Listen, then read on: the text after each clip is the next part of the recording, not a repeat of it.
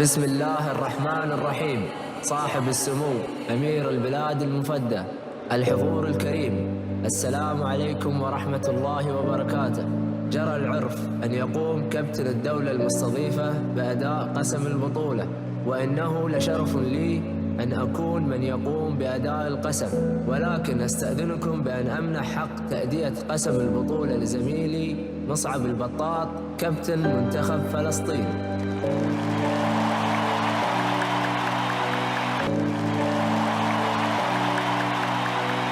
بسم الله الرحمن الرحيم.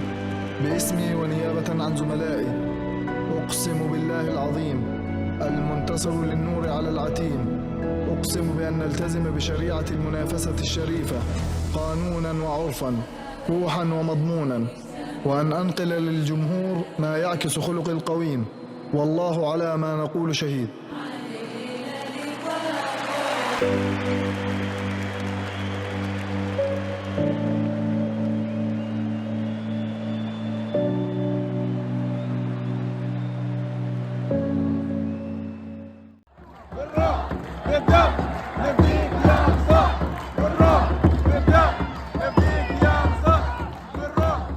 لم يكن حضورهم شرفيا فقط، بل كان تنافسيا، وفي لحظات منه تحول لحلم نفض غبار الدمار وأخرج كيانا فلسطينيا صامدا وقويا.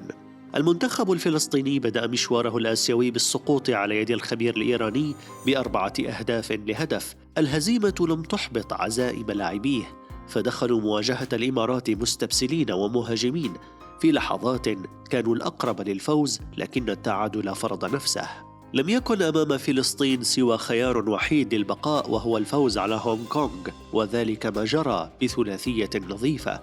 سجلوا فوزهم التاريخي الأول في كأس آسيا، وأرفقوه بتأهل لثمن النهائي في حدث لن ينسى أبدا.